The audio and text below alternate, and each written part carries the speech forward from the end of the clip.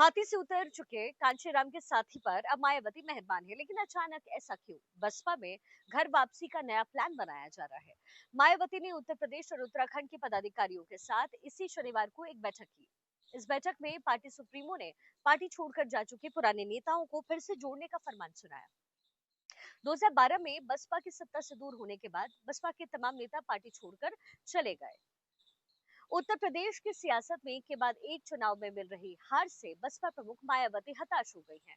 बसपा ने खिसके सियासी जनाधार को दोबारा पाने का मायावती का फॉर्मूला फेल होता जा रहा है। ऐसे में बसपा के हाथी से उतर चुके कांशीराम के साथियों की मायावती को याद आने लग गई है।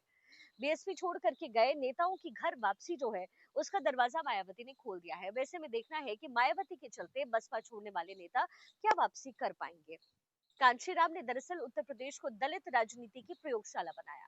कांशीराम ने दलित पिछड़े और अति पिछड़े वर्ग के तमाम नेताओं को साथ लेकर के दलित समाज के बीच में राजनीतिक चेतना जगाने के लिए बीएसपी का गठन किया, यानी इस पार्टी का। कांशीराम के साथ सियासी पारी शुरू करने वाले नेताओं ने मायावती का सियासी कद बढ़ने के बाद एक एक करके वो छोड़ते हुए चले गए, या फिर मायावती ने खुद उन्हें बाहर का रास्ता दिखा दिया।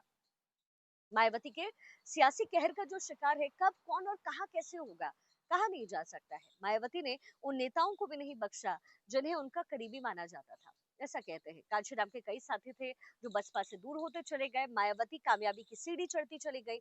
2007 में बसपा सूबे में ऐतिहासिक जीत का परचम लहराती दिखी, लेकिन इस सफर में कांशीराम के वो सभी साथी जो उनके थे वो बसपा से दूर हो गए, जो कभी पार्टी की जान थे। इसी वजह से बसपा का सियासी आधार दिन पर दिन सिकुड़ता चला गया। बीएसपी आज उत्तर प्रदेश में उस जगह पर खड़ी है जहां पर 1980 में खड़ी हुआ करती थी। बसपा को 2024 के लोकसभा चुनाव में सिर्फ 9.5% वोट मिले उत्तर प्रदेश में, लेकिन खाता नहीं खोल पाई। इसके बाद हरियाणा, जम्मू कश्मीर, महाराष्ट्र, वहां बसपा को तगड़ा झटका लग गया। तो अब ये बहुत जरूरी है, लेकिन उत्तर प्रदेश की सियासत में एक के बाद एक चुनाव में मिल रही हार से बसपा प्रमुख मायावती हताश हो चुकी हैं। बसपा से जो खिसके सियासी जनाधार को दोबारा पाने का एक फॉर्मूला मायावती ने तैयार किया। ऐसे में बसपा से हाथी उतर से चुके कांशीराम के साथियों की याद मायावती को इस समय आ रही है। कांशीराम ने दरअसल उत्तर प्रदेश को दलित राजनीति के एक प्रयोगशाला बनाया। इसका जिक्र हमने आपके साथ पहले ही भी किया, लेकिन मायावती को इससे फायदा क्या होगा? जब लोग जुड़ेंगे तो उससे क्या फायदा होगा, ये आपके लिए समझना इस समय जरूरी है कि मायावती या फिर बसपा के लिए क्यों है ये इम्पोर्टेंट। उत्तर प्रदेश और उत्तराखंड के पदाधिकारियों से जो मीटिंग हुई है, उसमें 15 जनवरी से पार्टी संगठन का विस्तार करने का आदेश है। मायावती के दिशा निर्देश के बाद ऐसे नेताओं के लिए पार्टी में वापसी का रास्ता खुला। 2012 में बसपा के सत्ता से बेदखल होने के बाद बसपा के तमाम नेता पार्टी छोड़कर चले गए, जिसमें ओबीसी और मुस्लिम ही नहीं बल्कि दलित समाज के नेता भी थे। उत्तर प्रदेश में बसपा की सियासी ताकत सिर्फ दलित वोटों के सहारे नहीं बढ़ी, बल्कि बहुजन वोटों के जरिए बढ़ी। बहुजन के तहत दलित, ओबीसी और अति पिछड़े वर्ग की तमाम जातियों का साथ मिला। पिछले एक दशक में बसपा से सैकड़ों बड़े नेता पार्टी छोड़ करके चले गए, जबकि दूसरे दलों से कोई बड़ा जनाधार वाला नेता नहीं आया। बसपा से गए नेता सपा और बीजेपी में सियासी संजीवनी देने का काम करते रहे, लेकिन बसपा का जो कोर वोट बैंक था वो जाटो समाज में छिटक गया। अब ऐसे में वो ताना बाना बुन रही है घर वापसी का। सबसे पहले घर बैठे नेताओं को शामिल करने का प्लान है। मायावती के दिशा निर्देश के बाद बसपा के पुराने नेताओं को मनाने की कवायद शुरू हो चुकी है।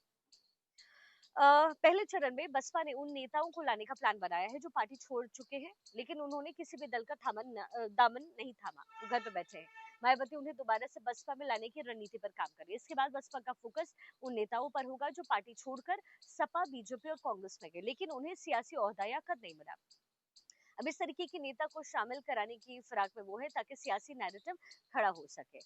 अब कुछ शहरों के बारे में बताते हैं जिन्होंने सपा का साथ जो है वो छोड़ा।